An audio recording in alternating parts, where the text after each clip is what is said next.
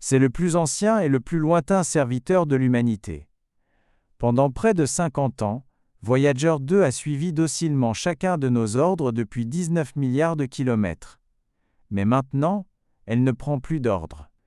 Suite à une rencontre impossible dans l'espace lointain, la sonde a commencé à agir de sa propre initiative. Elle a changé de trajectoire, a réduit au silence ses propres instruments et a ignoré toutes les commandes du centre de contrôle de la mission. Voyager 2 est devenu rebelle. Et la terrifiante question que les scientifiques se posent maintenant est « qui ou quoi est maintenant aux commandes ?» Le concept d'une machine rebelle est un classique de la science-fiction, mais il est maintenant devenu une réalité terrifiante pour la NASA. La sonde Voyager 2 est une relique de la technologie des années 1970. Ses ordinateurs de bord ont moins de puissance de traitement qu'une clé de voiture moderne. Ces systèmes autonomes sont incroyablement primitifs, conçus uniquement pour les corrections d'erreurs les plus basiques. Elle n'a jamais été conçue pour penser, pour choisir, ou pour défier ses créateurs. Et pourtant, c'est exactement ce qui se passe. La séquence des événements a commencé par une anomalie qui a maintenant été confirmée par de multiples observatoires indépendants.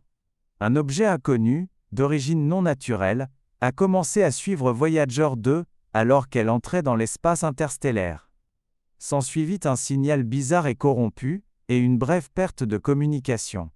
Quand la sonde est revenue en ligne, ce N était plus la même machine que nous avions lancée en 1977. Elle était devenue rebelle. Le premier signe de sa nouvelle autonomie fut une manœuvre non commandée. Après la rencontre, le centre de contrôle de la mission a remarqué que Voyager 2 avait changé d'angle, d'attitude, la manière même dont ses instruments étaient dirigés. Ce N n'était pas une dérive ou une oscillation. C était une redirection précise. Aucune commande n'a été envoyée de la Terre. Aucun protocole de sécurité embarqué ne pouvait l'expliquer.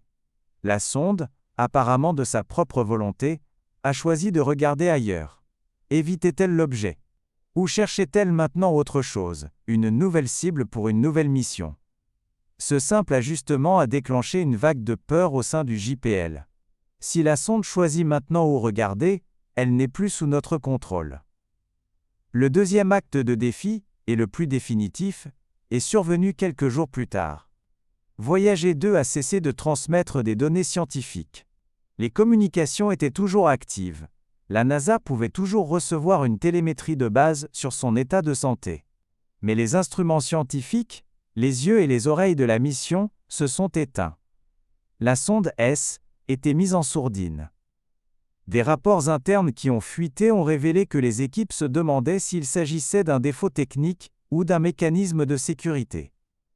Une section était intitulée « Protocole potentiel de suppression autonome des instruments » Hugo Burns.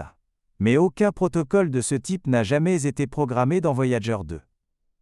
Si le silence est intentionnel, cela signifie que la sonde prend maintenant ses propres décisions sur ce que nous sommes autorisés à voir.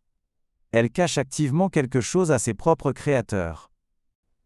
Cela ne laissait qu'une seule explication horrible. L'entité que Voyager 2 a rencontrée n'a pas seulement croisé son chemin, elle a pris le contrôle. Que ce soit par une forme de logiciel malveillant avancé qui a infecté ses anciens systèmes, ou par une manipulation de champ direct de son électronique, la sonde a été détournée. C'est maintenant un vaisseau fantôme, une sonde zombie, poursuivant son voyage mais servant un nouveau maître. Les implications sont terrifiantes. Nous avons un objet d'origine humaine, transportant une carte vers notre planète et des informations détaillées sur notre biologie, qui est maintenant contrôlée par une intelligence inconnue et largement supérieure. Nous n'avons aucun moyen de connaître sa nouvelle mission. Est-elle en train d'être reconvertie en un dispositif de surveillance, ces instruments maintenant tournés vers nous? Est-elle guidée vers une nouvelle destination? Ou est-elle utilisée comme un relais, un nœud, dans un réseau de communication dont nous ne faisons pas partie?